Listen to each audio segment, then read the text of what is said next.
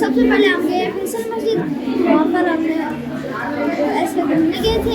फिर उसके बाद हम गए हैं कि कहते हैं म्यूज़ियम में, वहाँ पर हमने कल्चर्स के बारे में देखा।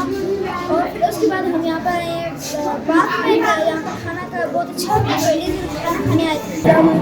आज हमारा ट्रिप डायरेक्ट जलालाबाद से इस्लामाबाद में है। हमारी विजिट करने में इस्लामाबाद में तो सबसे पहले हम फैसल मस्जिद गए, फिर लेक व्यू गए थे। उसके बाद हम यहाँ पे मलाटी पार्क खाना खाने आए थे, बहुत मजा था।